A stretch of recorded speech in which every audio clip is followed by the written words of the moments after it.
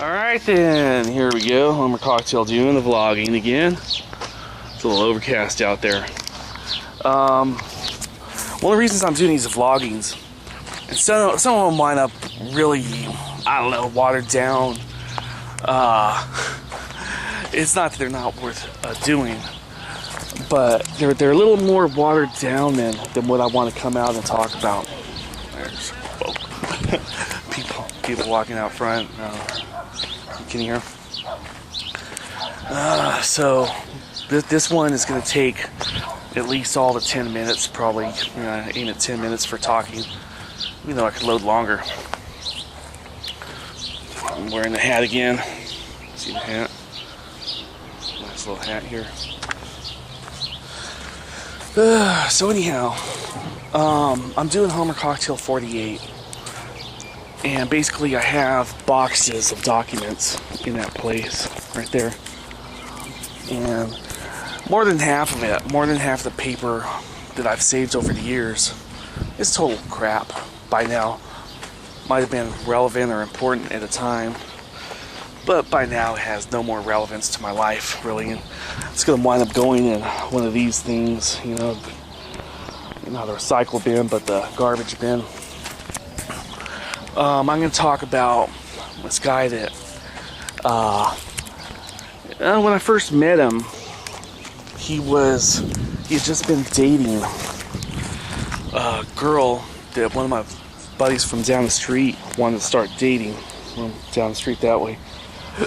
Her name was Becky, and she lived in the same apartment complex as him. But this guy, even though he lived in the same apartment complex, he went to Bloomington High School that way. And Fontana High School is somewhere that way. And that's where I went, and my buddy went, and Becky went. But this guy, his name's Randy, he didn't go there. But we started partying together eventually, And at the beginning, he had this mullet, and he drove this Volkswagen bus. And he's kind of a tall, I'm 5'10", he was like 6'2", I don't know, somewhere around there. But he was husky, and I was skinny.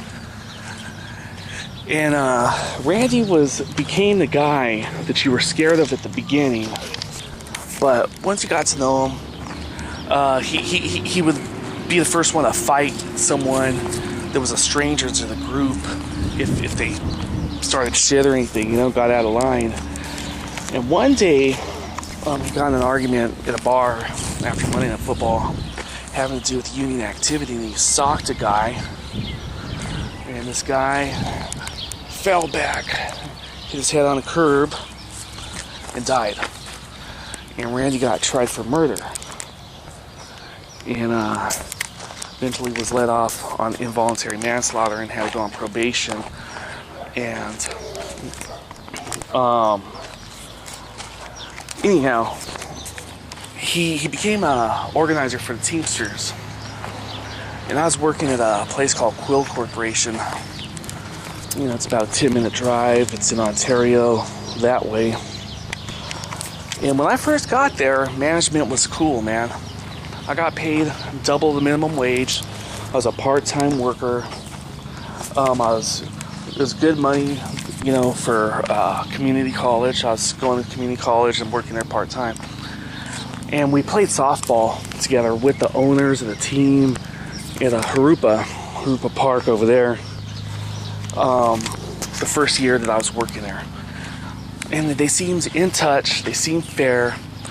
The work environment, as long as you did your work, you fucking had a safe job, And my supervisor would talk about people that were slackers, window P is a reference to the unemployment line.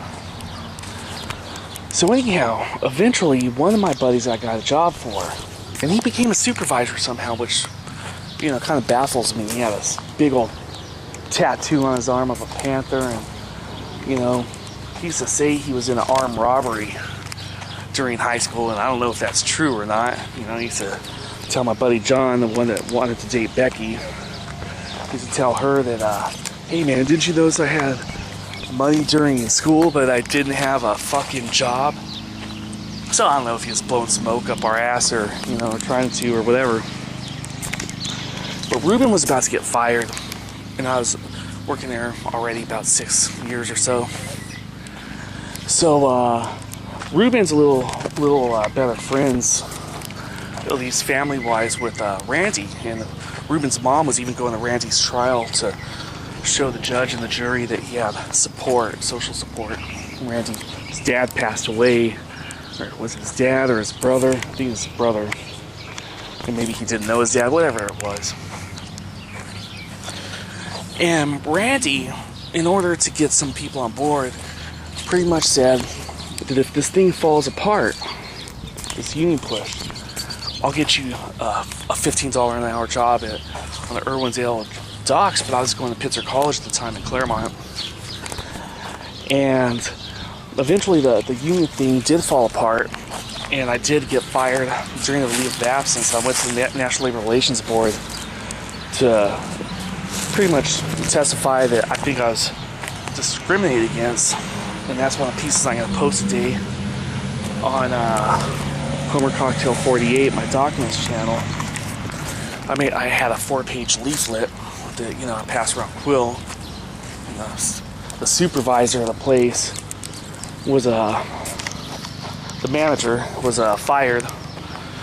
I think he was a forced resignation, but he was fired after I passed this around because he did something wrong. But either way, the owners didn't rectify it. Now, eventually, what happened, and you know, I only have 3 minutes to talk about it here, is I went a whole year without a job, trying to make it through Pitzer College. I had no money. It was an economic problem I had. And I went from being assertive about my situation to being a little more aggressive. And eventually, hey man, things got tense. I started getting into arguments with my dad. And in the beginning of '99, they sent me on a 5150. Okay? And, you know, that's just a strange way to fucking handle things right there. I needed to be living near Claremont because my mom had just been put in the hospital. She had emphysema, etc. But eventually, I hit Randy up on the job. You know, hey man, I could use some work now. And in a matter of 2 years, from '99, well, actually the full year of 1999, the full year of 2000, I got sent to mental health twice.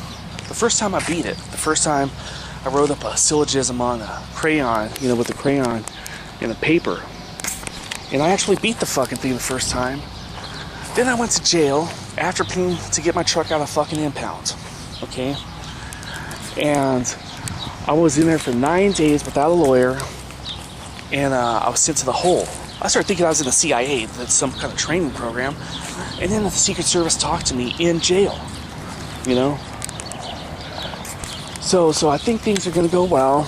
And I come out and I start working. Actually, in March of 2000, someone backed into my truck in San Bernardino. I drive the truck over here thinking my dad's going to help me repair it. There's a leaking coolant through the air conditioning vent. And about a week goes by, and I get sent on another 5150. This time for 14 days. So I had money from my 401k from that warehouse. And this plane's competing for my last minute here.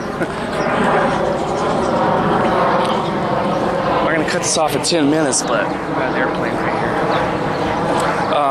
Anyway, so I have money. And since I didn't finish my classes in the autumn of '98 at Pitzer, I told my advisor, hey man, I got family problems. This is not going to work unless I live somewhere, maybe here on campus. And that was rejected by the school. So anyhow, I get a job making like $12 an hour at Ryder, okay? Another warehouse out there. One day after starting the work, I get arrested again, man, for a terrorist threat. So it's been more than 10 years since this little glump of problems happened. But I just want to mention that, you know, last time I saw Randy, or one of the last times, was at a Christmas party with our friends in 2003. And I asked him, hey man, can you get me a job? And you know, those few things that happened. And when I got arrested, they tried me as tried to tag felonies on me, and they were reduced to misdemeanors. And Randy, who had a felony, said, no, I can't do it now because you have an arrest record. What the fuck, man? What the fuck, right? So we're at 10 minutes, and I had more, so I'm gonna continue on. I'm gonna turn it off, turn it on. Okay? All right then.